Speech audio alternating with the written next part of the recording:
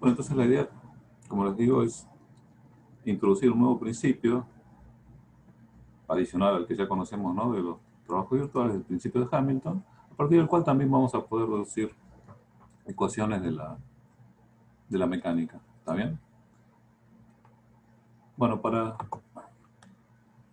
la idea esencialmente, bueno, se reduce primero a introducir una que se llama una funcional, ¿no? Por ejemplo, la integral de una cierta función, y esa integral hay que extremarla, ¿no? Hacerla máxima o mínima. ¿Está bien? Ese es un problema que es bastante común, ¿no? Usual en matemática, ¿no? Y lo vamos a introducir, si quieren, con un problema clásico, que es el problema de la braquistocrona. ¿Está bien?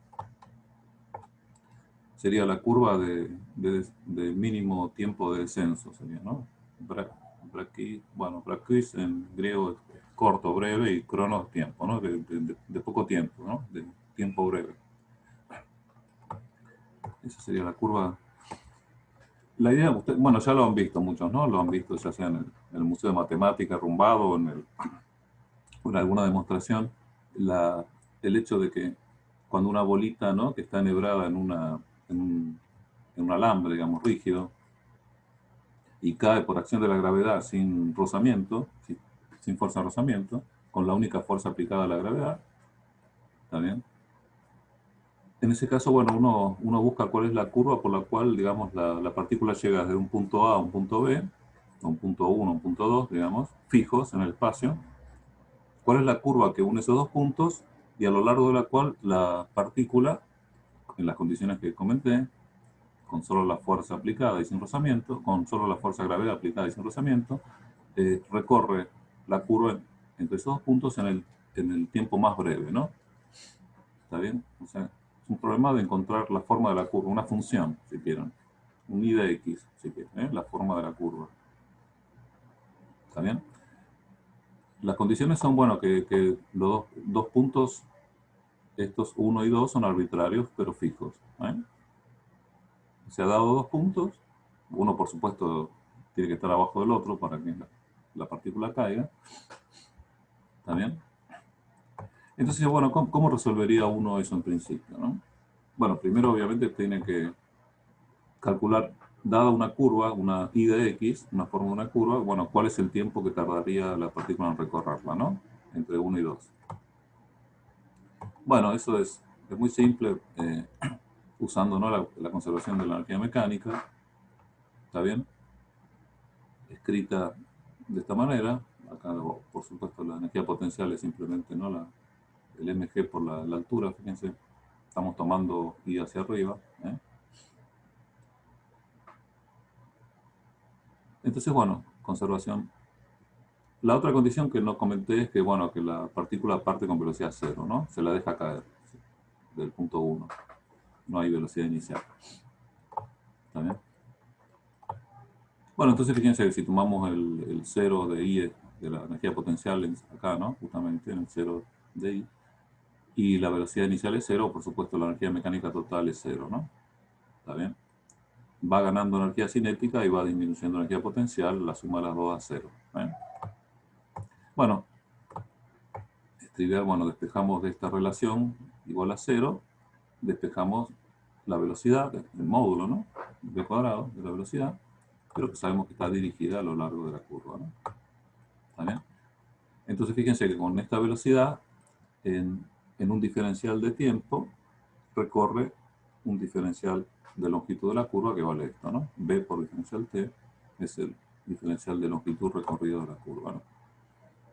Bueno, y la geometría, bueno, un poquito el diferencial de longitud al cuadrado, ¿no?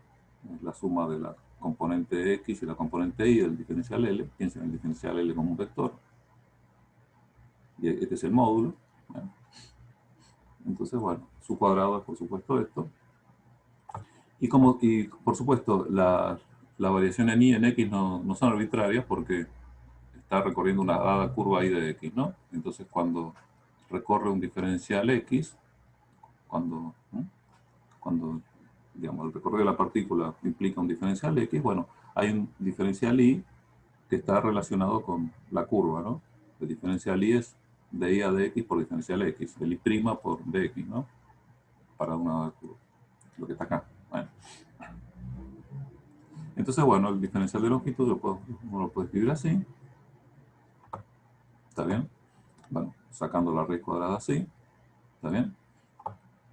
Se entiende siempre que la partícula está avanzando, ¿no? Siempre avanza. Todo el diferencial x es mayor o igual a 0. Entonces, ¿está bien?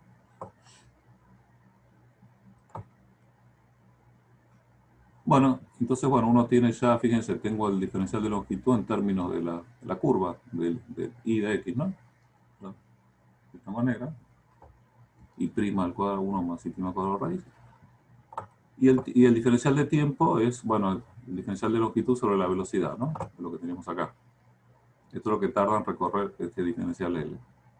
Con la velocidad esta, que por supuesto está dada en términos, fíjense, de, bueno, será la raíz cuadrada de esta, ¿no? Como y siempre es negativo, la raíz, esto no hay ningún problema. Esto es positivo. ¿Está bien? Entonces fíjense que también la velocidad está dada en términos de la curva particular que está recorriendo. El diferencial de longitud está dado en términos de la curva también está recorriendo. Así que fíjense que el diferencial de t, de L sobre B, es esto acá. Con el de X, ¿no? Es esto acá. Y por supuesto, el tiempo total será la integral del diferencial t entre, bueno, la posición 1 y la posición 2, ¿no? Fíjense que la variable independiente es x, ¿no? ¿Está bien? Bueno, y acá introducimos el objeto, ¿no? Que nos va a interesar. Lo que tenemos acá, lo que queremos hacer ahora es que este tiempo sea el mínimo. Debemos hacerlo, extremarlo, ¿no? Entonces tenemos que usar, bueno, los métodos que habremos aprendido en matemática, que vamos a revisar ahora un poquito, para extremar esta integral. Fíjense que uno puede pensar que puede generalizar, decir que nos va a interesar, digamos, extremar integrales de la forma esta, ¿no? Que será una dada función, que es esta. ¿Qué función? Fíjense, es función de y, de la curva y de su derivada, de y prima. En ese sentido entendemos que esto es la función, fíjense, es una función explícita, ¿no? Esta es la raíz cuadrada de 1 más y' cuadrado, función de y', y también está dividido por la raíz de menos 2gi. Es una función de y explícita. En este caso particular, esta función no depende de x, de la variable independiente, pero bueno, eventualmente podría depender también. Entonces, la idea es estudiar integrales o, digamos, formas como esta, integrales, de funciones que son funciones de justamente la curva que necesito de la y, que quiero encontrar, digamos, extremando la integral, función de esa curva, de su derivada, bueno, y de la variable independiente en general.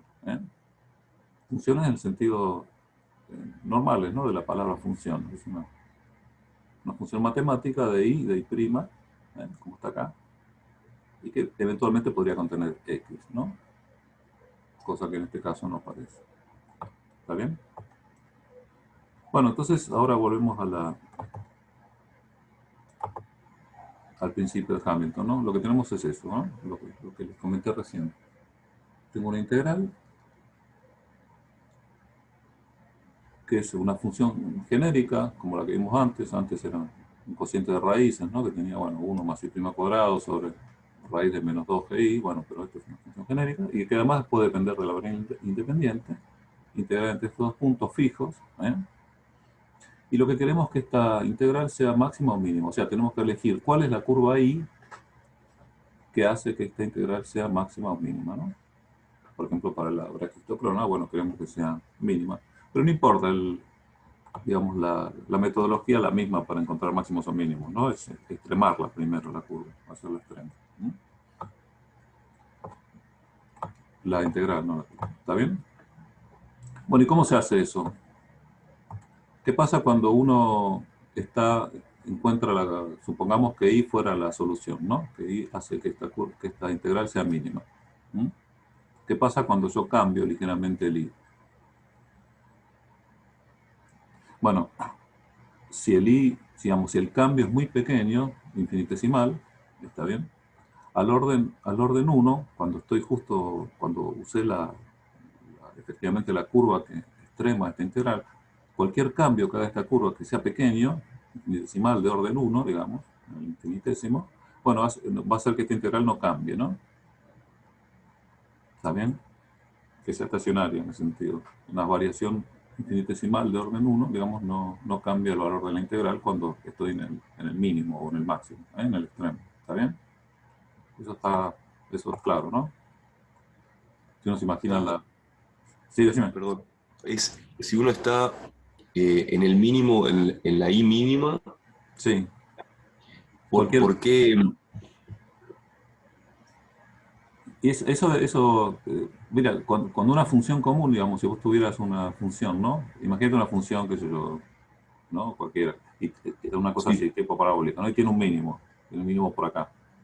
¿Está bien? sí, Si estás en el mínimo, si vos te moves un poquito en la función, si te moves infinitesimalmente en la función, te moves horizontalmente. O sea, no cambias el valor de la función. claro, está bien. ¿Eh? Sí, Si te está mueves un bien. poquito más, bueno, si es un mínimo, te vas a valores más grandes de la función. O sea, si haces una Claro. variación de segundo orden, ya empezás a explorar la curva y te vas para variaciones más altas, ¿no? Por eso, digamos, Sí. la derivada primera, si querés, que te da la primera variación, es cero, ¿no? O sea, es una variación horizontal, justo ahí. O sea, lo puedes aproximar muy bien o sea, en ese punto tenés un plano tangente que sería como Claro, horizontal, digamos. exactamente, exactamente, exactamente. Claro. ¿Eh? Ah, perfecto. Gracias. No, por nada. Claro, claro, eso vale cuando decís, bueno, cuando tengo una función de una sola variable. Acá es una cosa muy distinta, es una integral es lo que se llama una funcional, ¿no? Porque fíjate, cada vez que vos cambias la función le cambias la forma de la función, te cambia el valor de la integral, ¿no? En el sentido, esto es una funcional, no es una función. ¿Eh? Si querés, si querés es una función de infinitas variables, ¿no? No de muchas variables, de infinitas. ¿Eh? Serían, cada valor de la función en cada punto x es una variable independiente, ¿no? Porque yo lo puedo variar. Si yo cambio la función, estoy variando el valor de y en cada x, ¿no? Si cambio el perfil de la función. Bueno, esos son infinitas variables, si querés. Los infinitos valores que toma la función en cada punto x del intervalo. ¿Está bien? Entonces, si querés, lo puedes pensar, si lo discretizás, por así decirlo, lo puedes pensar como una función de muchas variables. Y lo que está haciendo es minimizar entonces una función de muchas variables, ¿no? La idea es la misma, ¿no? Tú tomás las derivadas de la función respecto de todas esas variables, todas sean cero, ¿no? Ese sería. Bueno, pero es lo que decíamos esencialmente, ¿no? Que cuando uno está con la función que realmente minimiza la integral esta, entonces cualquier variación de esa función me da que la integral no cambia, ¿no? El delta i sería, el delta de la integral esta sería cero, ¿no? ¿Está bien? Entonces imaginemos que justamente que una dada f de x es la función que minimiza, corresponde a la i que minimiza ¿está bien? La integral esta. Entonces, bueno, ¿qué hago? Bueno, si yo le hago una pequeña variación, es que yo a la f de x le sumo un epsilon por una eta de x, ¿eh? Epsilon es un infinitésimo, ¿no? Y eta es una función cualquiera. La única condición que le pido a eta es que sea cero en los extremos, ¿no? Porque una condición que le vamos a pedir, bueno, en el caso de la braquistocrona era claro, ¿no? La partícula partía del punto 1 y llega al punto 2. Y todas las curvas unen los mismos puntos, o sea que cualquier variación que haga de la curva, los puntos esos los tiene que mantener fijos, ¿no? ¿Está bien? Entonces, bueno, a la función variada esta, al agregado que yo le hago a la función esta, que minimiza la integral, le pido, bueno, que sea cero en los extremos, ¿no? Eta en x1 y x2 tiene que ser cero, para cumplir la condición de que el punto ese no se cambia, ¿no? ¿Está bien? Todas las curvas pasan por esos dos puntos, ¿está bien? Bueno, entonces, eso es lo único que le pido. Pero bueno, es importante que después lo vamos a usar. Entonces, bueno, lo que estamos diciendo es que, bueno, que si yo evalúo esto en la función ligeramente modificada o en la función correcta, me da lo mismo. O sea que el delta i, la diferencia entre las dos, tiene que ser cero, ¿no? Evaluada en la función ligeramente modificada o en la función que minimizó, ¿no? ¿Está bien? Entonces, está claro, ¿no? Eso es simplemente... Fíjense, bueno, que al cambiar f, por supuesto, me cambio su derivada, ¿no? Todo, es la función completa. ¿Está bien?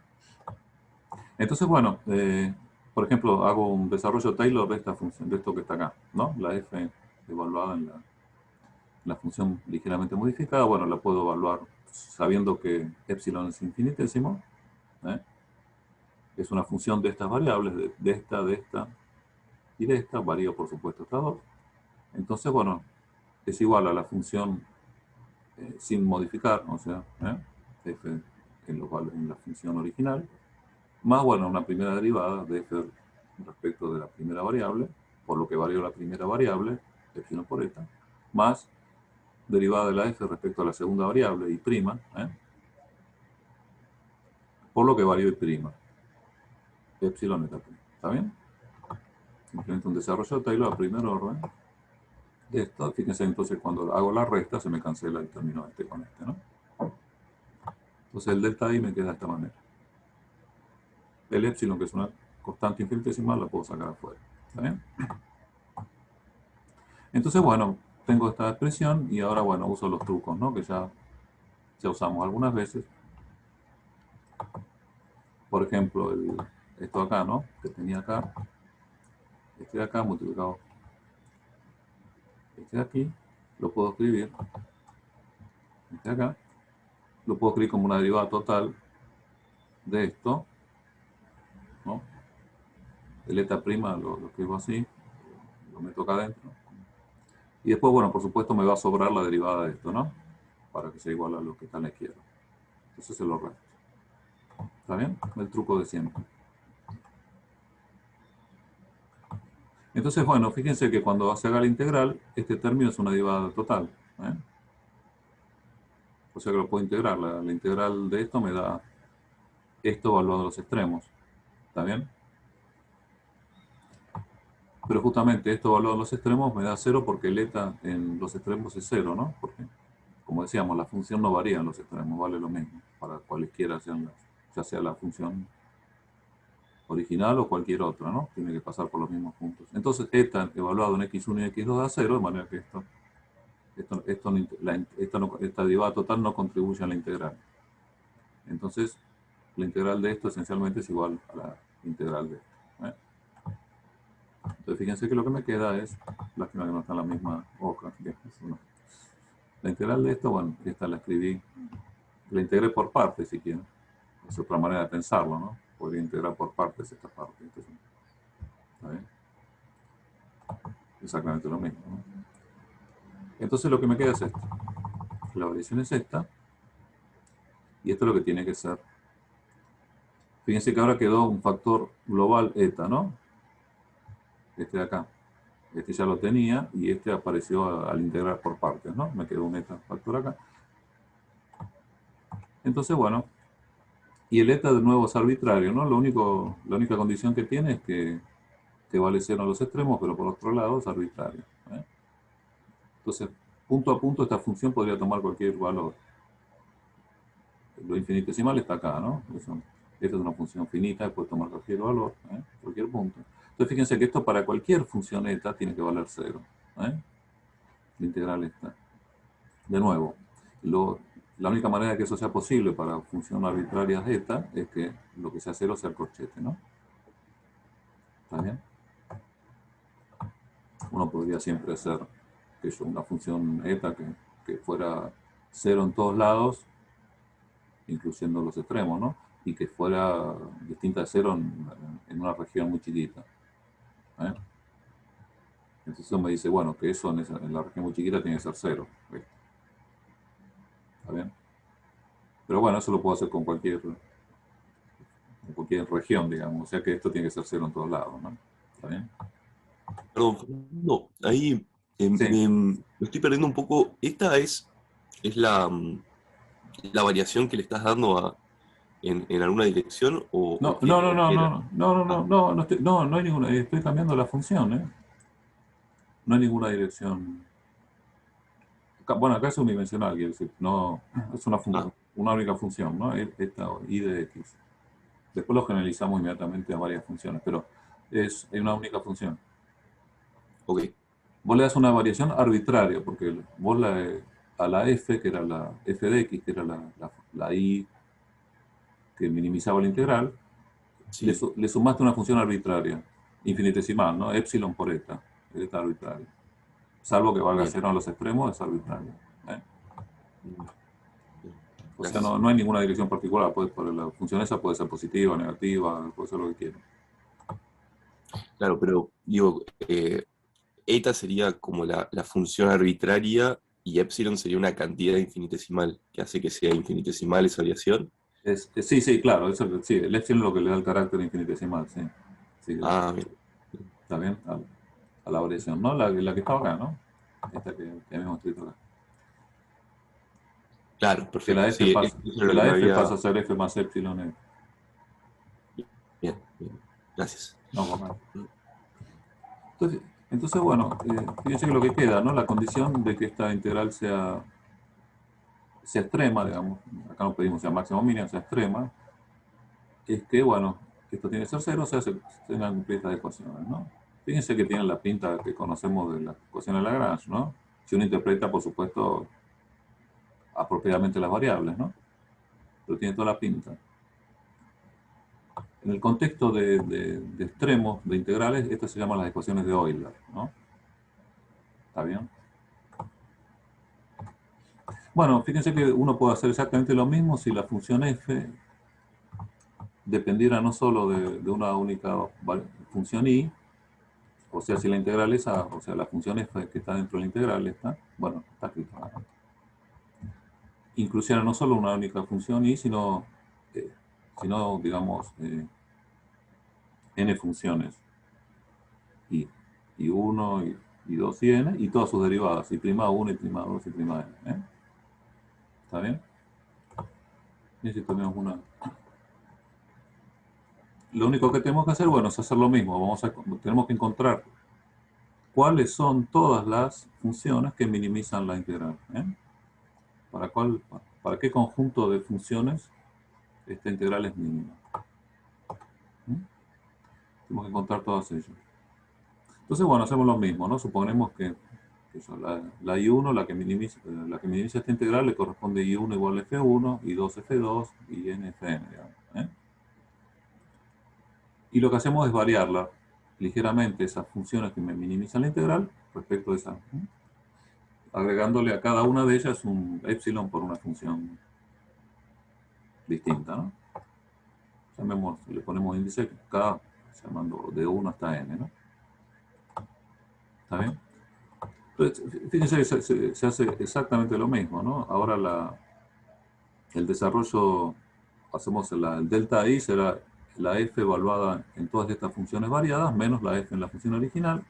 Hacemos un desarrollo Taylor de esta función, como hicimos antes. Por supuesto, es un desarrollo en varias variables, ¿no? Derivada de f respecto de I1 por delta I1 más de f respecto de I'1 por delta I'1 más, y todas ellas, la suma de todas ellas. Lo que está escrito acá, ¿no? La sumatoria de cada una. Y siempre, bueno, nos va a quedar cuando hagamos la derivada de f respecto de I'1 por la variación de I'1, la variación de I'1 será eta 1 por epsilon 1 por eta prima 1, ¿no? Que integramos por partes, entonces nos queda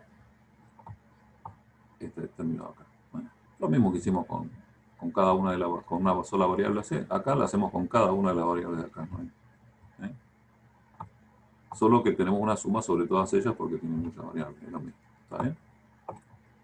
No los aburro con el cálculo, que es exactamente el mismo, háganlo ustedes como ejercicio.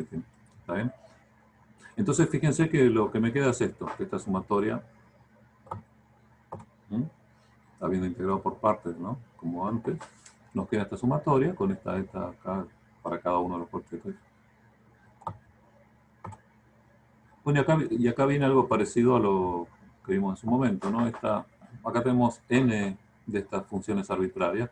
Por supuesto valen 0, ¿no? En los extremos, pero después son arbitrarias. ¿Eh? Y además son independientes entre sí. Pensemos, digamos, supongamos que estas funciones sean independientes entre sí. ¿Eh? Que no haya ningún vínculo, ninguna relación entre esas funciones. ¿Está bien? Que fueran... En ese caso, bueno, estas las puedo variar independientemente de unas de las otras. Por ejemplo, podría elegir todas ceros menos una. ¿Eh? Entonces me sobreviviría una integral como la que tenía antes. ¿Está bien? Y esa única función, bueno, también es arbitraria. Entonces, de nuevo, lo que tiene que multiplicar esas funciones tiene que ser cero, ¿no? Entonces, fíjense que al ser independientes y arbitrarias, entonces, bueno, lo que tiene que ser cero son cada uno de estos corchetes por separado. ¿Eh? ¿Está bien? Volvemos otra vez a las mismas ecuaciones, pero ahora para cada una de las funciones de las que depende la f esa, ¿no? ¿Está bien? Bueno, ¿qué pasa si no fueran independientes? Esto seguramente ya lo han visto, ¿no? En análisis, ¿no? Un análisis matemático. Si uno quiere extremar alguna integral o alguna funcional, ¿no? Como esta. Y las funciones estas no son todas independientes, hay ligaduras. Ahora, bueno, por supuesto, hasta acá se puede llegar de cualquier manera. Acá no hay ninguna suposición de independencia de las funciones. Pero bueno, si ahora estas no son independientes, pues no puedo decir que esto tiene que ser cero para cada uno de ellos por separado, ¿no?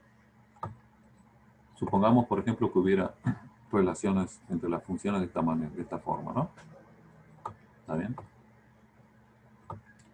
Entonces, bueno,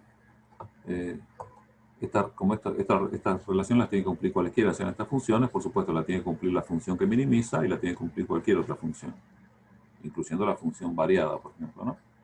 Entonces, esta g tiene que ser cero tanto para las funciones que minimizan la integral como para las funciones que varían la integral, ¿no? Entonces, si uno hace, por ejemplo, si uno desarrolla en Taylor esta función, tenemos lo mismo que antes, ¿no? Tenemos la función evaluada en f1 hasta fn, lo mismo que tenemos acá, más la derivada de g respecto de f1 por lo que varió f1, o sea, epsilon 1 eta 1, más derivada de g respecto de f2 por lo que varió f2, epsilon 2 eta 2, todo, ¿no? Tenemos esto que tenemos acá, la suma de las derivadas. ¿Está bien? Ese sería... Pero bueno, como este término también es cero, también tiene que ser cero el desarrollo a primer orden, ¿no? ¿Está bien? Acá. Entonces, fíjense que tenemos que las condiciones de vínculo me dan relaciones entre las funciones eta, que son estas de acá, que son las variaciones. Las variaciones de las CIEs no son arbitrarias, sino que están relacionadas por estas relaciones. ¿Está bien? Imaginemos que tenemos m de estas relaciones de vínculo. ¿Está bien? Tenemos m relaciones con esto. Bueno, ¿y qué hacemos? Bueno, otra vez acá aparecen otra vez los multiplicadores de Lagrange, ¿no? Multiplicamos esto, cada una de estas por un lambda r, ¿está bien? Y sumamos para R1 hasta M, para todas ellas. Y por supuesto eso me da 0 porque cada una de ellas será 0, ¿no? Y lo metemos dentro de la integral. La integral que teníamos antes era solamente esto, multiplicado por esta acá. Bueno, ahora le metemos dentro de la integral un 0, que no debe variar nada, que es la suma sobre R y sobre K. Bueno, acá las di vuelta, ¿no? Puse primero la suma sobre K y después la suma sobre R. Lambda R epsilon por esta derivada, ¿no? Por esta acá. Fíjense que, bueno, tanto acá como en esta tenía los factores epsilon y eta acá, ¿no? Esto pongo acá. Entonces, bueno, tengo esto que tiene que seguir valiendo 0 como antes, ¿no? Simplemente porque le agrego un 0. Y ahora otra vez tengo digamos, la libertad que me dan estos multiplicadores, los m multiplicadores estos de Lagrange. ¿Y qué hago? Bueno, justamente hago lo mismo que hicimos la otra clase, ¿no? Elegimos, justamente si hay relaciones, hay m relaciones entre estas variables, puedo elegir m de estas variables que son dependientes de las otras. ¿Está bien? Las n menos m independientes y m dependientes. Bueno, imaginemos que tenemos m dependientes de estas. Bueno, para esas m funciones dependientes de las otras, elijo los lambdas para que el corchete este sea 0. ¿Eh? ¿Está bien? Bien. De nuevo, eso lo puedo hacer porque, bueno, recuerda, lo que me queda es un sistema lineal de ecuaciones para los lambda que siempre tiene solución, ¿no? Es decir, entonces, lo puedo hacer en principio. Entonces, bueno, elijo eso. Entonces, para los z dependientes, me da, para elegir los lambda propiamente, que los corchetes son 0. Entonces, en la sumatoria esta me sobreviven solo los independientes. Y en ese caso, el corchete que los multiplica tiene que ser 0. ¿Eh? No hay otra vuelta. Entonces, bueno, ya sea porque elegí los lambdas o porque los z son independientes, siempre lo que me da es que el corchete este tiene que ser 0, ¿no? Entonces, fíjense que me quedan ecuaciones como esta. ¿Está bien? Que de nuevo se parecen mucho a las ecuaciones de Lagrange cuando no habíamos usado todos los vínculos, ¿no? O teníamos vínculos no holónomos que no podíamos despejar, teníamos que usar multiplicadores. Bueno, fíjense que está bien. Bueno, en el caso en que, fíjense que lo que es importante acá es que tenemos relaciones de este estilo, ¿no? Que tenemos ciertos coeficientes por las funciones variadas, estas, las que varían, ¿no? La función extrema, que extrema la integral. Pero acá no usamos que esto es una derivada parcial, ¿no? Derivada de g respecto de... Podría ser un coeficiente cualquiera, ¿no? Recuerdan, cuando teníamos vínculos holónomos, las relaciones de vínculos, cuando las diferenciamos, nos quedaban de esta forma. ¿Eh? Vínculos que relacionamos justamente las variables entre sí, las síes entre sí. ¿Eh? Ahora, si teníamos vínculos no holónomos, que nos relacionan derivadas, por ejemplo, Q puntos, ¿no? O I' sería en este caso. Bueno, uno siempre podría escribir que las funciones variadas fueran de esta forma, ¿está bien? Las variaciones, los delta, los delta Q, pero no eran derivadas, esto eran ciertos factores, ¿no? No necesariamente derivadas. ¿No? Entonces esto también vale si las relaciones de vínculo se pueden escribir de esta manera nada más, aunque esto no sean derivadas, sigue valiendo lo mismo. Que era el caso en el caso de Lagrange, los vínculos no holónomos, ¿no? Pero bueno, no importa. Al final, esto vale para cualquier problema de extremo, ¿no? De la forma que hemos considerado, la integral de una función de varias variables y de sus derivadas, ¿no? Y de la variable independiente de x también, con las condiciones esas, ¿no? Buscar las funciones que minimizan o maximizan, que extreman la integral, manteniendo fijos los puntos 1 y 2. Entonces, fíjense de nuevo, pensemos ya, para mayor simplicidad, pensemos en las ecuaciones estas, ¿no? No necesariamente con o sin vínculos, no importa. Pensemos sin vínculos para simplificar, sin lambda. Con esto solo igual a 0. Fíjense entonces que claramente acá tenemos las ecuaciones de Lagrange, ¿no? Si uno identifica f con el lagrangiano, ¿está bien? Las i's, las funciones estas i's con las coordenadas generalizadas, las q's, y por supuesto esto que llamé x en realidad debería ser el tiempo, ¿no? Fíjense que haciendo esa identificación, claro, vemos que las ecuaciones de Lagrange resultan de extremar una integral como la que estamos considerando. ¿Está bien? Ya sería esto. Sería extremar, si uno extrema una integral, el lagrangiano, digamos, toma el lagrangiano, función de sus coordenadas y velocidades generalizadas, ¿no? Q1, bueno. Y del tiempo, que sería la variable independiente, si quieren, en este esquema. La integral esta, si yo extremo esta integral, obtengo que la Q, las funciones Q de t, Q1 de t, Q2 de t, que extreman esta integral, son justamente las que satisfacen las ecuaciones de Lagrange. O sea, son las trayectorias del sistema. ¿Está bien? Entonces, si quieren, puesto de una manera un poco más directa, si yo escribo esta expresión, las trayectorias verdaderas, o sea, las que realmente siguen las partículas del sistema para ir del instante t1 al instante t2, entre dos tiempos, las trayectorias reales de las partículas son las que extreman esta integral. ¿Mm? Bueno, en el contexto de esta, de que la integral es esta con el lagrangiano, esta integral se llama la acción. Y este es lo que se conoce, el famoso principio de mínima acción. Entonces yo escribo la acción, que es la integral esta. Bueno, lo que me dice Hamilton, el principio de Hamilton, es que las, las trayectorias reales del sistema son las que extreman o minimizan la acción, ¿no? En general es un mínimo.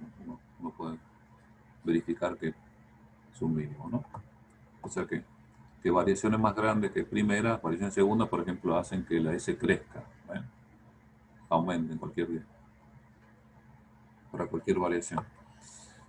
Pero no importa, lo esencial es que es ese, ¿no? Entonces fíjense que si quiere, hay dos formas. Uno puede, lo numera de dos maneras si quiere, ¿no? También uno puede decir, bueno, de acá deduzco las ecuaciones de Lagrange. Si yo extremo o minimizo esto, obtengo las ecuaciones de Lagrange. Pero las ecuaciones de Lagrange son las que me dan las trayectorias. Entonces, esto me está diciendo que son las trayectorias las que minimizan la acción. ¿Está bien?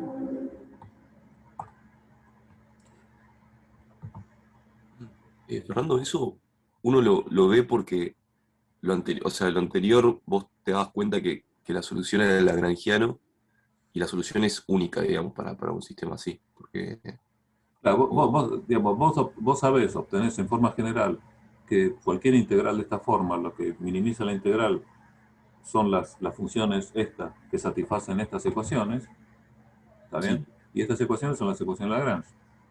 Y las ecuaciones de Lagrange te dan la trayectoria del sistema, claro, pero así digo, que esa F, por ahí me perdí de algo, o sea, esa F, vos de antemano sabías que tenía la forma de un lagrangiano o no, ahora no, no, decís, no, no, no, ah, fíjate, es una función genérica de las variables, de las funciones sí, ¿no? Y de sus sí, derivadas. No, no, no le pero pedí nada, ¿no? no puede ser, o Puede sea, ser, no puede ser otra que el puede ser cualquier, lagrangiano. no puede ser cualquier cosa. Pero, sí, si vos la identificás si ahora tomás si escribís esto, tenés un caso particular de lo que estudiamos, donde la Sí. F es el lagrangiano, la I son las Q y el X es el T. Ah, bien, bien. Pero en realidad lo que estudiamos es una cosa general que no tiene ninguna relación con la mecánica, es matemática pura, digamos, ¿no? ¿Está bien? Una pregunta. Sí, dale, decime. Entonces, ¿esto sería como un camino alternativo al que hicimos antes para llegar a las ecuaciones de Lagrange? Sí, claro, ¿O es? claro, sí, es un camino alternativo si vos te planteás el principio este como un principio, justamente, ¿no? Decís, bueno, esto vale, no me pregunten por qué, vale. Entonces, de ahí lo deduzco, ¿está bien? Ah, ok. Ahora, bueno, nosotros, si querés, lo hicimos de otra manera, ¿no? O, si querés, o lo justificamos de otra manera. Nosotros dedujimos Lagrange del principio de trabajos virtuales, ¿no? Hicimos toda la deducción con o sin vínculo LON o monolon, no importa, ¿está bien? Y ahora verificamos que si uno escribe esto, justamente con la condición de que esto sea un min, de esta integral sea un extremo, me dice que las funciones estas tienen que satisfacer las ecuaciones de Lagrange, que ya habíamos deducido nosotros, y que nos dan como solución las trayectorias del sistema. Entonces, bueno, decimos, encontramos que esta integral es minimizada si ponemos acá las trayectorias verdaderas del sistema. ¿Está bien? Eso lo encontramos. ¿Sí? Bueno, Hamilton hizo otra cosa. Obviamente hizo todo esto, pero después dijo, no, ahora pongamos como postulado esto sin importarme para nada que yo trabajo virtual ni nada. ¿Está bien? Postulo eso, que llamo acción a este objeto y que postulo, doy por principio que las trayectorias verdaderas del sistema son las que minimizan esta, esta integral. Con la condición, por ejemplo, de que los valores iniciales y finales de la variable estén fijos. O sea, Q en T1 y Q en T2 son fijos, ¿no? Parten y llegan a los mismos puntos, fijos. Lo que varío, puedo variar la trayectoria entre ellos, pero son los mismos puntos fijos, ¿no? Recuerdan que eso es esencial, ¿no? Para que se vaya el término cuando uno hace la integral por partes, se vaya ese término, ¿no? ¿Está bien? ¿Está clara la idea? Entonces,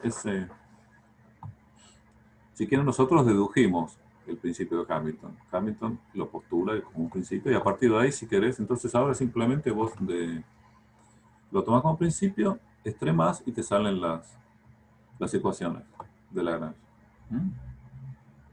Fíjense, con o sin vínculos. Si hubiera vínculos entre las variables, tendremos relaciones de vínculo y las podemos... Y nos saldrían lo mismo, las ecuaciones de Lagrange con multiplicadores, lo mismo. ¿Eh? ¿Está bien?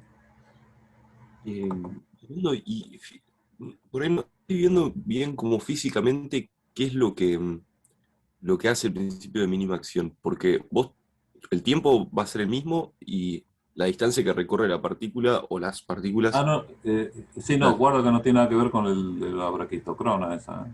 No, acá no es tiempo mínimo. Acá lo que es mínimo es esta integral. sí, En el y, otro, el y- caso de la braquistocrona, lo que te daba la integral era un tiempo, y vos querías que fuera mínimo. Acá lo que bien. querés sea mínimo es la acción, ese. ¿Y eso tiene como alguna forma de verlo físicamente o no es simplemente una cantidad matemática, digamos? Bueno, físicamente es lo que acabamos de ver nosotros. Dedujimos de, de las ecuaciones. Bueno, empezamos con Newton y le agregamos el principio de los trabajos virtuales y dedujimos las ecuaciones de Lagrange. Y ahora hacemos este objeto, vemos este objeto y lo minimizamos y vemos que los que minimizan son los que satisfacen las funciones que satisfacen las ecuaciones de Lagrange.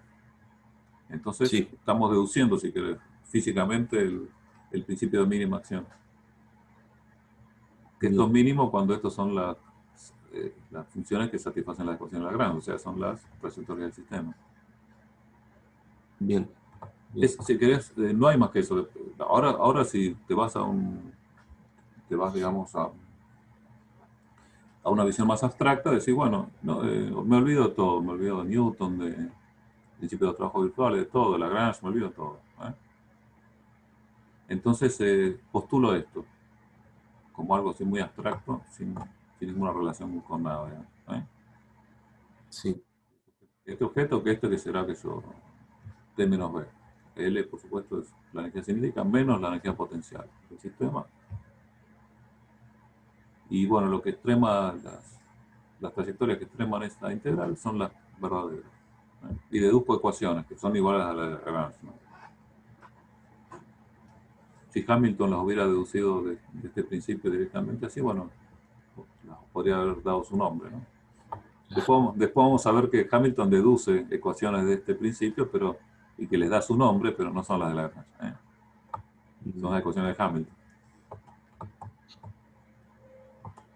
¿Está bien? Después vamos a usar justamente esto para la clase que viene para estudiar otras cosas, ¿no? Porque el principio es muy útil en ese sentido. De hecho, era muy popular en esa época, ¿no? Los principios estos de minimización, de encontrar mínimos, ¿no? O máximos, cosas así. De manera que, a ver.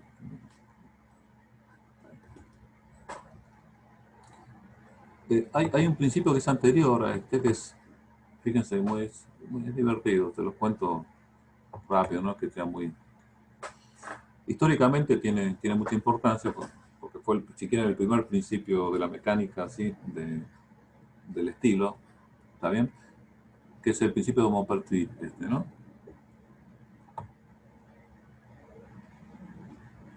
Que vale que esto vale, digamos, para sistemas en los que se conserva la energía mecánica, ¿está bien?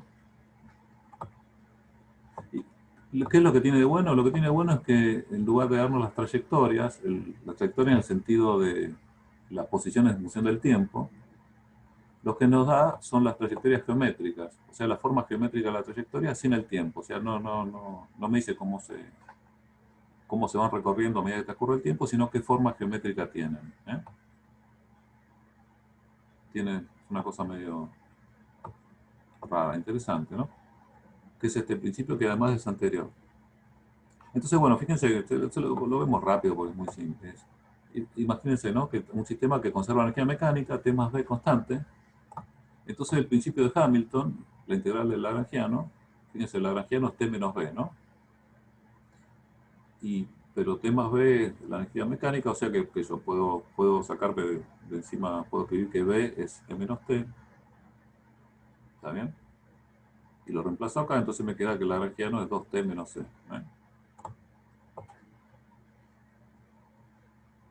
Esta integral, fíjense que es constante, la energía mecánica es constante, o sea que, bueno, lo que me queda es el 2T integrado y el E, que, bueno, lo puedo integrar, ¿no? La integral de o diferencial T me queda esto. ¿Está bien?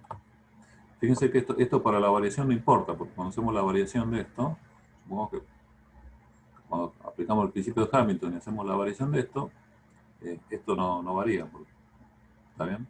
Es una constante. Y por otro lado, fíjense, si uno escribe la energía cinética en su forma más genérica, ¿no? Recuerden, la energía cinética va a depender de las Q puntos, ¿no? Y esta es la forma más genérica de la que puede depender. Con factores que dependen solo de las Q, ¿no? Acá está incluida la masa de las partículas y además cualquier factor geométrico o cosas que aparezcan, ¿no? Entonces, si quieren, esta es la forma más general de escribir la energía cinética en términos de las coordenadas generalizadas, ¿no? Sus velocidades generalizadas, ¿está bien? Y fíjense que Q punto es dq a dt. Entonces, este producto delta 2, fíjense, es un dq y dt sobre dqj dt. Bueno, lo puedo escribir así. Los dt acá abajo, ¿está bien? O si quieren, puedo agarrar t, energía cinética y multiplicarla por diferencial de t al cuadrado, ¿no? Entonces, me queda t por diferencial de t al cuadrado, un medio de esta sumatoria. Como lo quieran ver. Esto es medio chancho, ¿no? Así como está, pero bueno, es pictórico. Pero no importa, cualquier forma que la hagan, ¿no? La forma correcta o incorrecta, digamos, uno puede despejar el diferencial t, ¿no? El dt cuadrado por t igual a esta sumatoria. Bueno, paso dividiendo el t, entonces el t, la energía cinética, y le saco la raíz cuadrada, entonces el diferencial de tiempo me queda esto acá. ¿Está bien?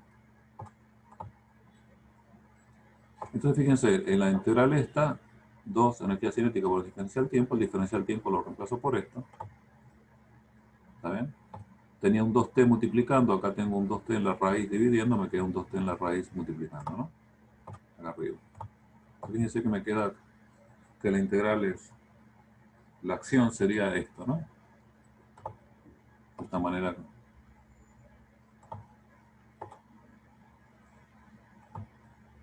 Bueno, el E por supuesto se mantiene constante, ¿está bien? Entonces, bueno, en la variación no importa, digamos, lo que importa para la variación es solo la prima integral, si quieren, se puede llamar la acción reducida, S0, que solo contempla esta parte. Digo así, ¿está bien? Y fíjense que en principio T es una función como habíamos visto antes, de las Q y las Q puntos, ¿no? Pero, de nuevo, aprovechamos que la conservación de la energía mecánica y T la puedo escribir como la energía total mecánica menos B. ¿Eh? O sea, fíjense que me queda esta cosa de acá.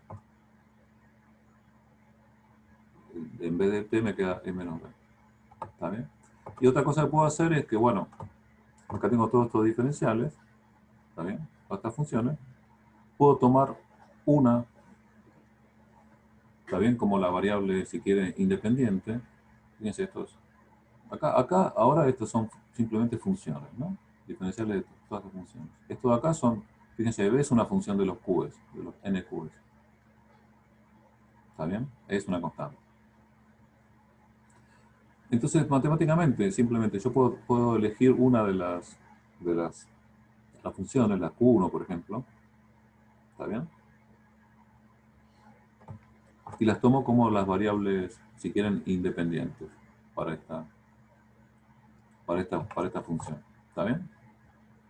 Entonces, por ejemplo, si yo quiero escribir el diferencial de la función Q2, ¿no? El diferencial de Q2. ¿Está bien? yo puedo imaginarme, Q2 es una función del tiempo, ¿no? Son las trayectorias Q de tiempo, ¿está bien? Pero ¿qué pasa? Si pasa un diferencial tiempo, el Q2 variará en un diferencial Q2, ¿no? Pero también en ese diferencial tiempo, en el mismo diferencial tiempo, el Q1 varía en el diferencial de Q1, ¿está bien? Entonces yo puedo considerar a la variable Q2 como una función de Q1, tal que cuando varía un diferencial Q1, Q2 varía un diferencial Q2, ¿está bien? O sea, lo que las liga es el tiempo, ¿está bien? O sea, si querés estoy haciendo un cambio de variable del tiempo a una de ellas, a Q1, por ejemplo. Entonces, en vez de cada una de las variables, Q2, Q3, hasta Qn, varían un diferencial correspondiente, diferencial Q2, diferencial Qn, cuando hubo una variación diferencial de t. Pero a una variación diferencial de t le correspondió una variación diferencial Q1. Entonces yo en vez de enumerar las variaciones de esta con el diferencial t, las enumero con el diferencial de Q1. Es eso. Entonces hago, si quieren, formalmente el cambio de variable de t a Q1. Lo que antes era la variable independiente t, ahora pasa a ser el Q1. Entonces, en lugar de integrar entre T1 y T2, integro entre los valores, entre Q1 y bueno, esto no es muy feliz la notación, ¿no?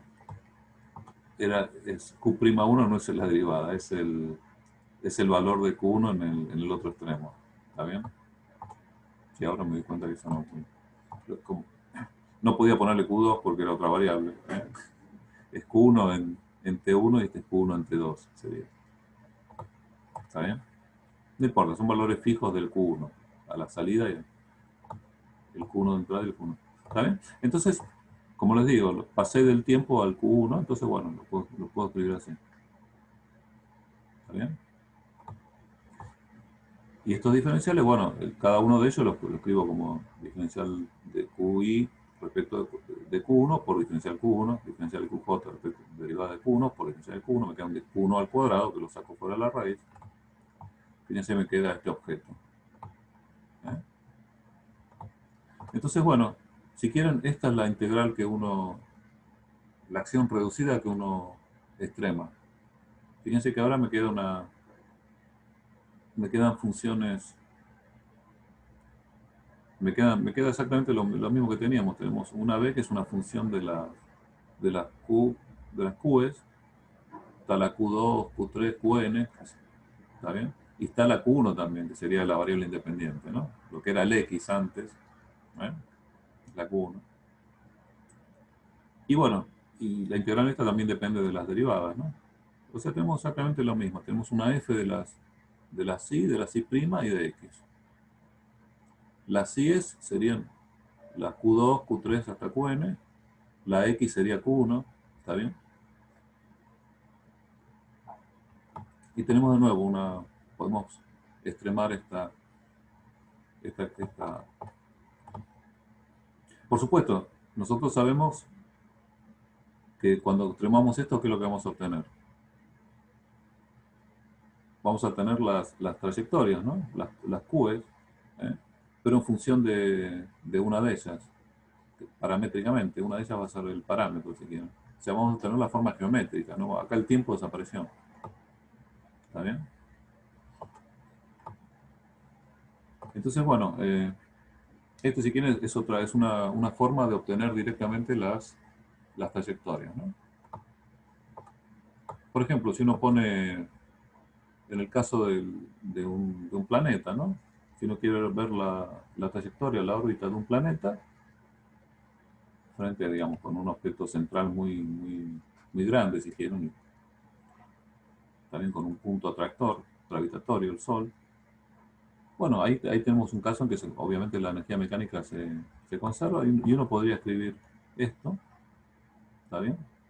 Y obtener directamente la trayectoria del planeta extremando esta función, ¿está bien?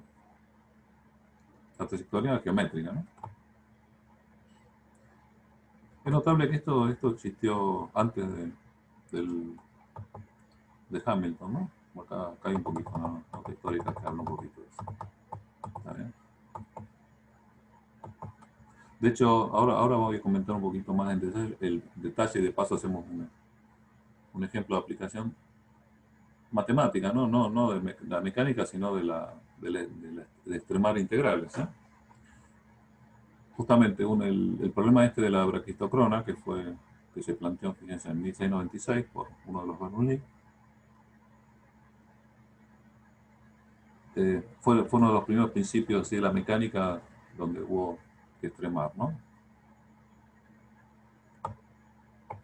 De hecho, Newton fue uno de los que lo resolvió, junto con otro Bernoulli.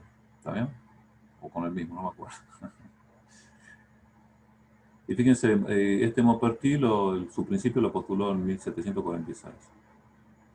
No muy correctamente, pero bueno, lo postuló más o menos.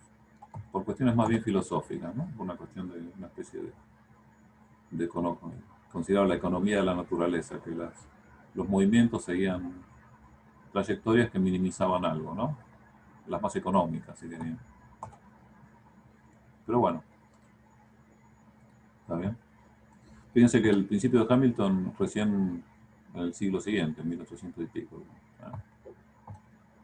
Así que bueno. Bueno, entonces, si quieren, esta es la introducción del principio de mínima acción y cómo a partir de él se pueden deducir las ecuaciones. La clase que viene vamos a ver unas consecuencias muy importantes, entre ellas el teorema de Nether, ¿no? El teorema fundamental. Pero bueno, ahora, si quieren, para completar la clase, veamos un poquito, sí, medio por encima, tampoco es el tema de la braquistocrona un poquito llevado a su conclusión. ¿Está bien? Entonces, bueno, ya lo vimos, ¿no? Cómo era coméntenme cualquier cosa, alguna duda de lo anterior de Hamilton, o si quieren lo charlamos después. Bueno, esto ya lo vimos, ¿no? Cómo dedujimos esto, ¿no? La curva siempre plana, ¿no? Está en el plano vertical, ¿eh?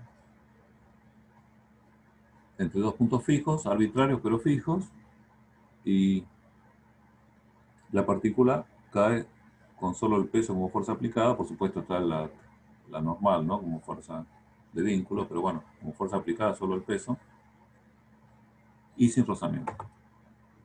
Bueno, ya dedujimos cómo era el tiempo total entre dos puntos.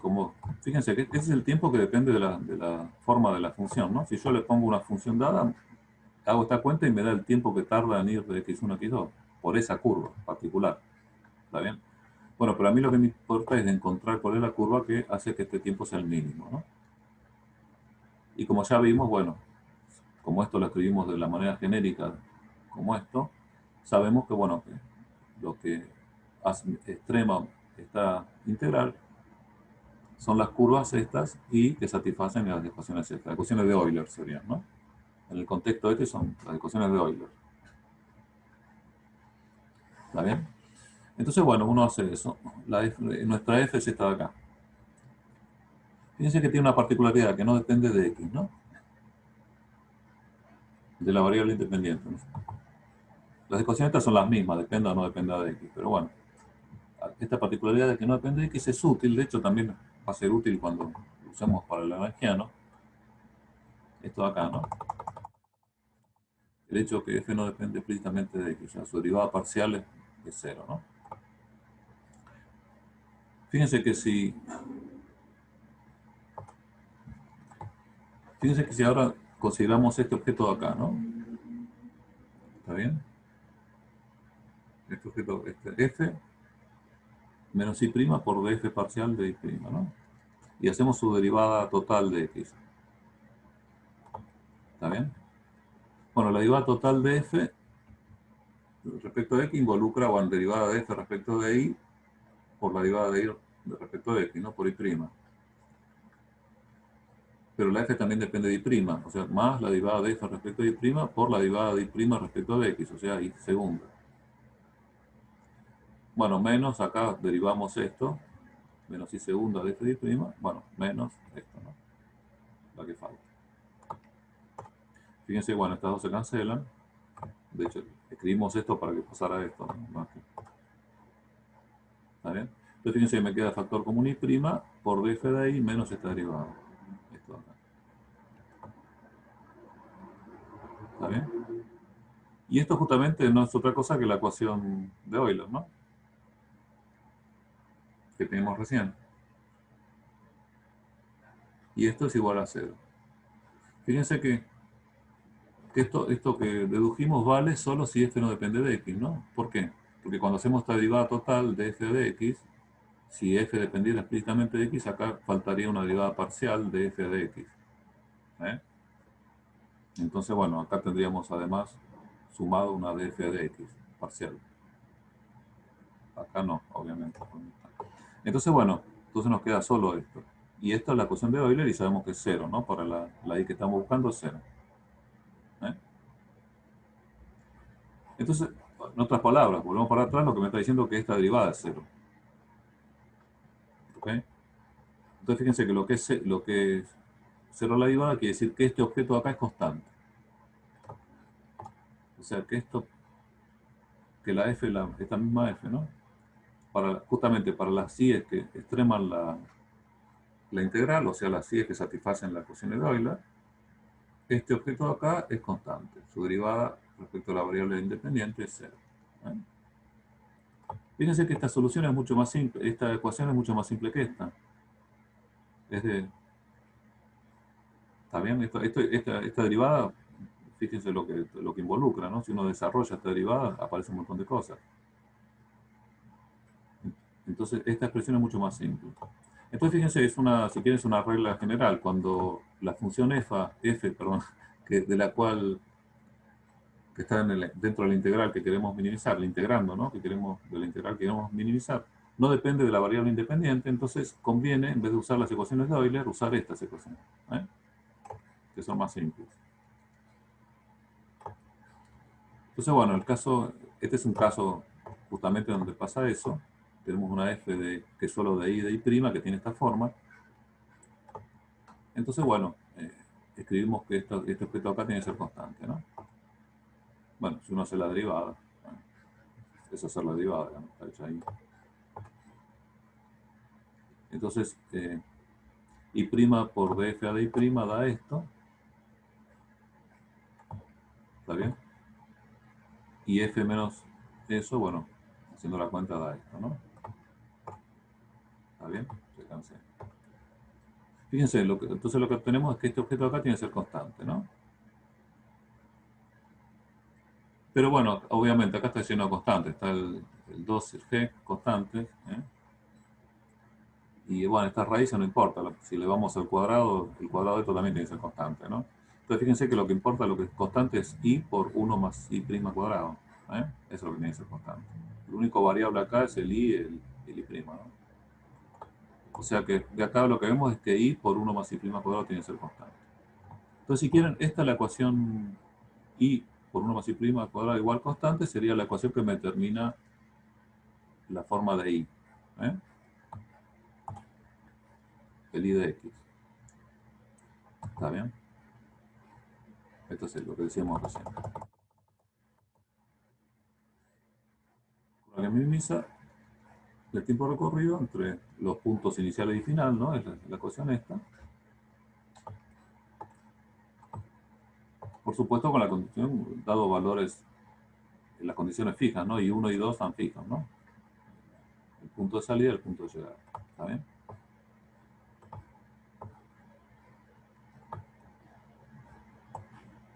Así que bueno. Fíjense que como teníamos, habíamos elegido los ejes, la partícula partía de I igual 0, ¿no? Entonces uno está tentado a decir, bueno, entonces I igual 0, la constante vale 0, pero no guarda porque esta derivada puede ser infinita. Y prima puede ser infinita. Así que esta constante no necesariamente es 0. Infinito por 0 puede dar cualquier cosa. ¿Está bien? De hecho es infinito. ¿Cómo es eso? No, eso no lo entendí. No, no digo, es una aclaración tal vez medio inútil, digamos, pero no, que todo esto que dedujimos acá, la forma esta del integral esta, todo como es, la f de i, i' y todo eso, usa la condición de que parte de igual cero, ¿no? Sí. Está bien, básicamente porque escribimos la energía mecánica así, pues la energía potencial vale cero en cero, por eso, ¿no? Nos queda, o sea, es esencial que parte de igual cero. Entonces, como la condición que nos quedó para minimizar el tiempo, para encontrar la curva es esta, y justamente parte de igual cero, uno dice, bueno, si esto es cero, esta constante es cero. Ah, ok. Pero no porque esta prima puede y resulta, además resulta ser infinito, ¿no? ¿Está bien? Y esta constante no es cero. ¿Está bien? Bien. Pero bueno, no por eso, porque uno dice, bueno, y cero, entonces bueno, ya pongo constante cero y deduzco acá, saco que y prima cuadrado es menos uno, ¿no? Perfecto. O no sé, no, disculpa, no porque y es cero, no sabemos bien. O sea, en otras palabras, esta ecuación no me sirve para nada, porque si pongo que es cero, porque es cero. Está bien. No, bueno, cuando i es distinto de cero, lo que tiene que ser cero es esto, que obviamente es imposible, ¿no? Entonces nunca puede Ah, ser cero, si lo quieren ver así también. Pero bueno, no importa. Entonces, bueno, bueno, ¿cómo habría que hacerlo? Bueno, habría que escribir fíjense que esto da una ecuación para i', ¿no? Despejo acá i', función de i, me queda una ecuación. Lo que pasa es que esa ecuación es complicada, ¿eh? No es trivial. Tiene soluciones, se puede, no hay problema. Pero si quieren, se ve un poquito más con los dedos, digamos, viendo el problema de la famosa, de la curva esta, ¿no? La curva que describe digamos, un punto de la periferia de un cilindro que rueda sin deslizar por una superficie horizontal. ¿Está bien? Imagínense, vamos a pensar que vamos a tomar las mismas sistemas que tomamos antes, ¿no? ¿Sí? Y tomemos un cilindro que está rodando sobre el techo, digamos, ¿eh? ¿Está bien? Sin deslizar hacia la derecha. Y tomemos un punto acá también. Y vemos cómo ese punto se va moviendo a medida que el cilindro se va rodando. ¿Está bien? Este punto, bueno, se va moviendo, ¿no? Por supuesto, el centro, fíjense, el centro de la circunferencia, cuando esto rueda, la posición I siempre es la misma, ¿no? Si el radio es A, el centro este está siempre en I igual menos A, todo el tiempo. Mientras que el X va, supongamos que está avanzando con omega constante, entonces, bueno, la posición esta será omega por A, la velocidad, ¿no? De este punto por el tiempo. Entonces, fíjense que el centro se mueve con velocidad constante hacia la derecha. ¿Está bien? Bueno, ¿y qué hace el punto este?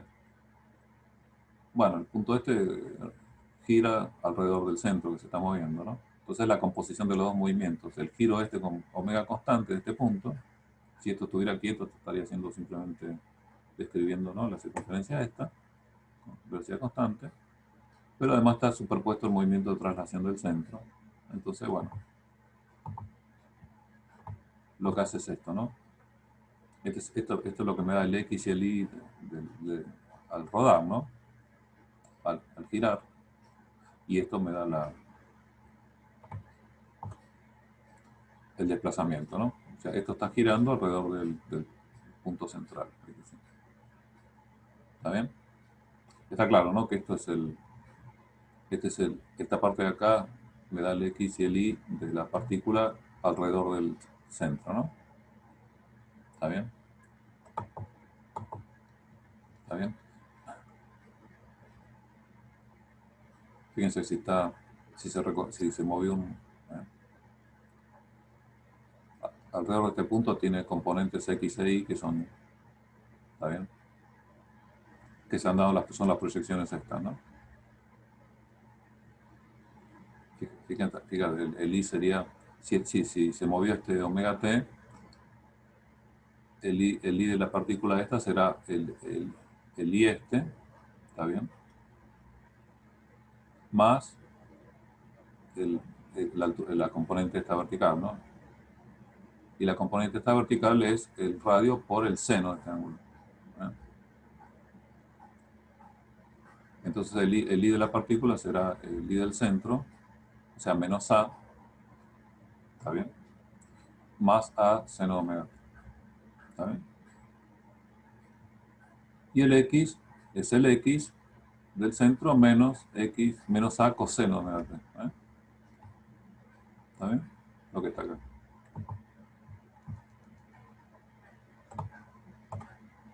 El I del centro es el del centro más el A coseno. Y bueno, entonces esta sería, ¿no? la forma. Esto sería el X, si quieren, en función del tiempo, ¿no? Del punto de la circunferencia. ¿Está bien? Entonces, bueno, en un diferencial T se mueve un diferencial X y un diferencial Y, que son estos, ¿no? Diferenciando esto acá. Acá faltan los diferenciales T, ¿no? Multiplicando. Ahora me doy cuenta que falta. Acá. Diferencial T, diferencial T. No importa, porque ahora si hago el cociente me queda el de Y a de X, ¿no? El I'. Se van los diferenciales T. Y es directamente, y se van los a omega, digamos, queda el seno cuadrado sobre 1 menos coseno cuadrado. ¿Está bien? Entonces, si quieren el I' cuadrado, es esto de acá. Después mírenlo tranquilo, no es muy importante. Bueno, que si uno lo elabora un poquito, 1 más I' cuadrado es esto, y hace toda la cuenta. ¿Está bien? O sea, digamos, hace el denominador común, ¿no? 1 más coseno cuadrado, bueno, hace el cuadrado acá arriba, el cuadrado de 1 menos coseno cuadrado, menos coseno omega t al cuadrado, más seno cuadrado, que es esto acá. Bueno, fíjense que da esto, ¿no?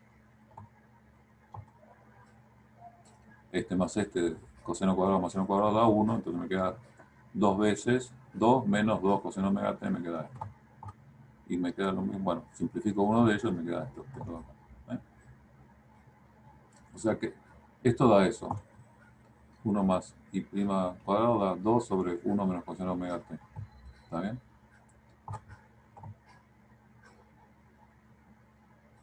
Pero I daba lo mismo. Fíjense, I es, salvo el signo, es 1 menos coseno omega t. Entonces I por 1 más I' cuadrado, se me cancela el 1 menos coseno omega t con este y me queda una constante. O sea que justamente la trayectoria esta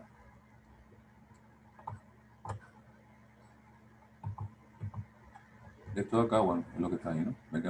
O sea que esa trayectoria geométrica cumple la condición de que sea que este producto, o sea, satisface la ecuación que habíamos deducido para extremar la integral. O sea que esta extrema la integral. ¿Está bien? Y esa, digamos, justamente la curva que describe un punto de la circunferencia, ¿no? De un cilindro que rueda se llama la cicloide, ¿no? Da esa curva así que hace así, ¿no? Fíjense que acá la condición que usamos para deducirlo fue que el cilindro ese rodaba con velocidad angular constante, ¿no? ¿Está bien? Pero eso solo para ver cuál era la forma geométrica. ¿Está bien? En realidad acá el tiempo es un parámetro nada más que lo que sirve es para darme la forma geométrica, ¿no? O sea, si quieren para darla en forma paramétrica, doy el X y el Y de cada curva, de la curva, con T como un parámetro, pero no necesariamente es el tiempo que la partícula que está cayendo recorre. Cuidado con eso, no es simplemente un parámetro.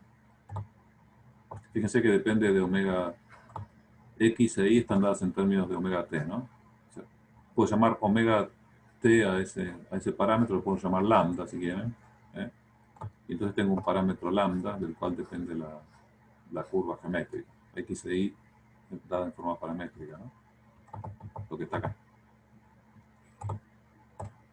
X es A por lambda menos seno de lambda e Y es lambda por coseno de lambda menos 1.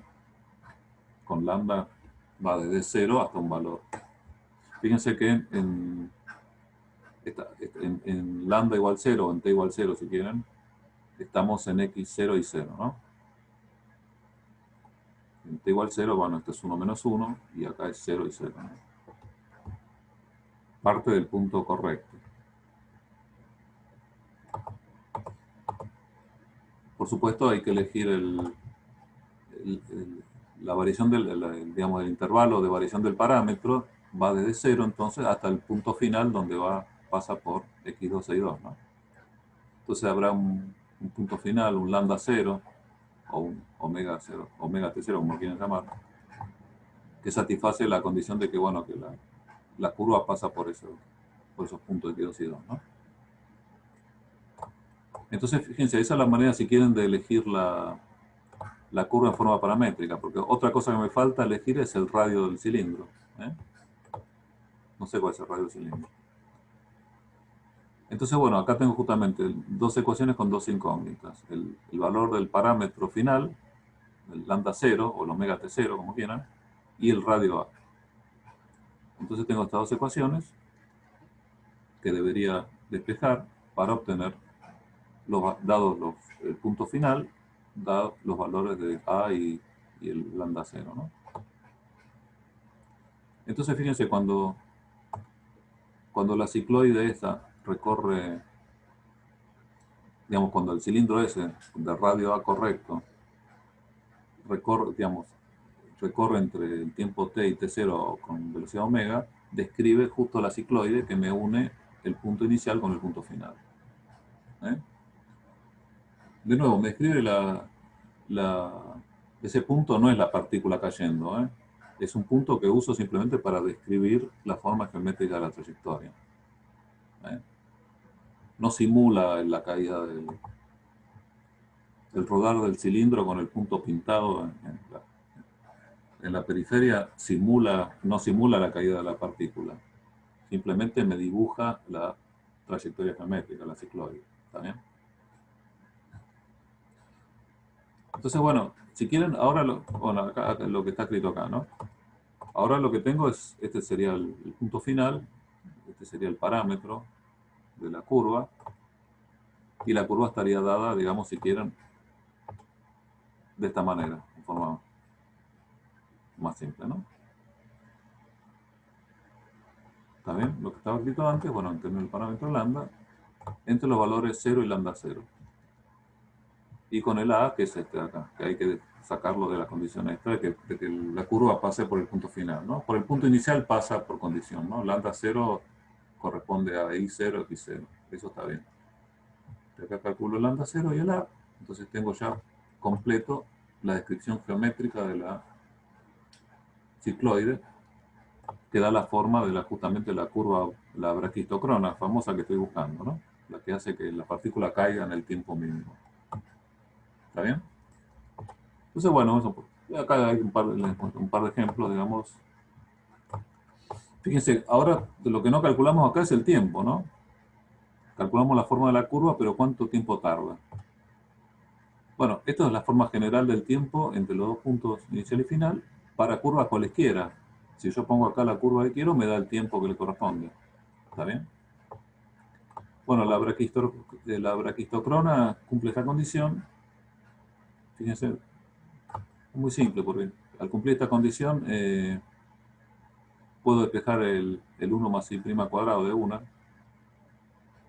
y me queda esta integral de acá, más simple, ¿no? Ya con x1 igual 0, ya le estamos. Y bueno, y si uno pone la forma que tiene la curva paramétrica, es esta de acá.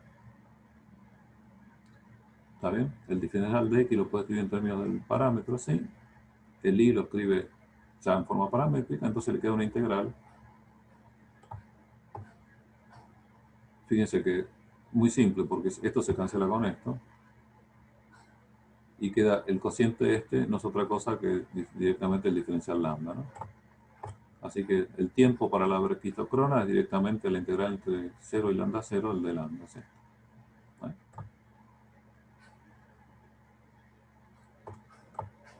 Entonces, bueno, una vez que uno tiene la curva, ya sabe el tiempo que tarda. La raíz de A sobre G por lambda C.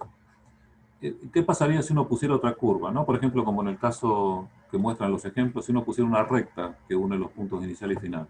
Bueno, sería una recta que pasa por el origen y llega al punto x2 y 2. O sea, es muy simple, la recta es esta, ¿no? Y es igual y2 sobre x2 por x.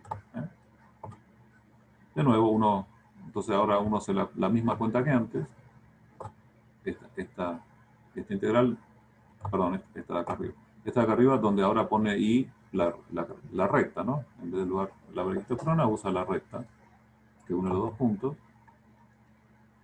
Y el tiempo que tarda es, bueno, hay que hacer la cuenta, muy simple, ¿no? Bueno, es menos simple que la braquistocrona, notablemente, pero bueno, termina quedando esta integral 1 sobre raíz de x, que es muy simple. Queda esto, ¿eh? Este sería el tiempo que tarda cayendo por una recta que une esos puntos.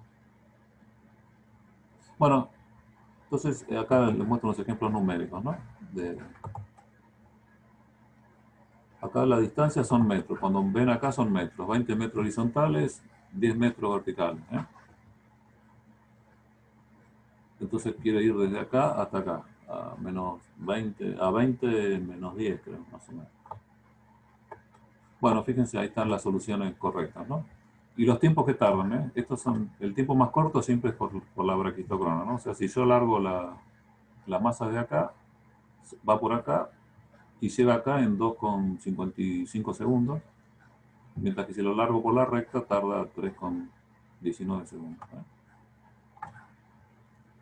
Bueno, está hecho con otra distancia, bueno, fíjense, son muy largas, ¿no? 20 metros y cosas así tardan casi 3 segundos, no sé. Bueno, y fíjense esta interesante porque justamente la braquistocrona acá no es un simple arco, sino que tiene la vuelta también, ¿eh? O sea, la partícula tiene que caer, subir, acá se para y se cae de vuelta y llega acá, antes de que la que viene por acá, ¿eh? Fíjense lo distinto. Uy. Así que bueno, no sé si esto... Pero bueno, este es un ejemplo esencialmente de problema de extremo, históricamente interesante. ¿Está bien?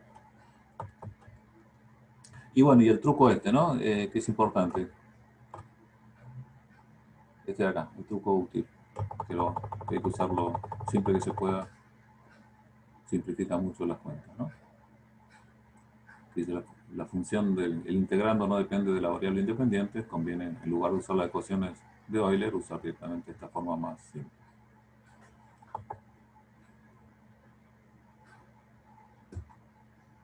Así de bueno. Bueno, ¿alguna duda, consulta sobre lo anterior o esto? Sí. Esto si quieren verlo tranquilo, sí. Háganse su... Creo que lo último lo voy a ver tranquilo. ¿Sabés si se usó la braquistocrona para, no sé, para hacer algún camino o algo, como aprovechar eso que es no tengo... Sé por ejemplo, que se usa, bueno, una de las propuestas era para hacer péndulos cuya periodo no dependiera de la amplitud. Que si vos, colgás, por ejemplo, bueno, acá, bueno, a ver, una de las finales, esta por ejemplo, como está acá.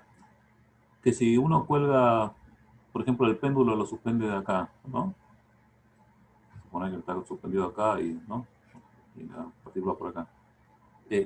Y justamente al oscilar la cuerda se va apoyando sobre la braquistocrona, ¿está bien? El tiempo de oscilación del péndulo, el periodo de oscilación del péndulo es independiente de la amplitud.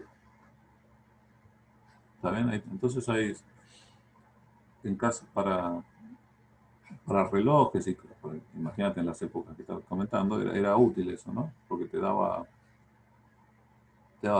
periodos constantes, independiente de si la amplitud aumentaba o disminuía o si iba. Entonces, bueno, Es interesante eso. Estaba pensando cómo calcularlo eso, no es fácil, pero bueno, sería bueno. Después no tengo recuerdo o conocimiento de otra explicación así. Pero creo que sí, me suena que había varias, sí.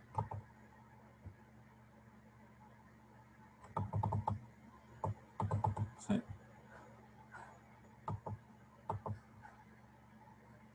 Pero bueno, creo que terminamos, Jorge, digo, ¿no? Media, ¿no? 10:30. Sí.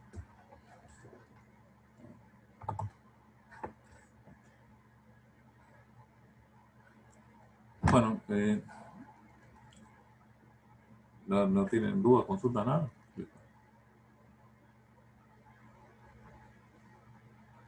La idea entonces, como les digo, es usarlo el principio de Hamilton para, bueno, para muchas cosas. Entre otras, estudiar un poco cómo las simetrías de los problemas dan lugar a leyes de conservación y cosas así. O el hecho de que las ecuaciones de Lagrange tienen la misma forma independientemente de las variables que uno use y ese tipo de cosas, cosas interesantes. Así que bueno, hoy los dejo con tiempo para que descansen un ratito antes de la práctica. ¿Mm? De nuevo, si no tienen ninguna duda, cortamos. Luca, ¿no? No, yo creo que tengo que revisar un poco la clase y probablemente la clase que viene sí te pregunte un par de cosas. Ah, bueno, no, pero si tenés alguna duda ya, decímela, si querés. Total, siempre No, viene no, bien pasa que explicarla a todo el mundo, así, y sobre todo los que ya han visto la clase.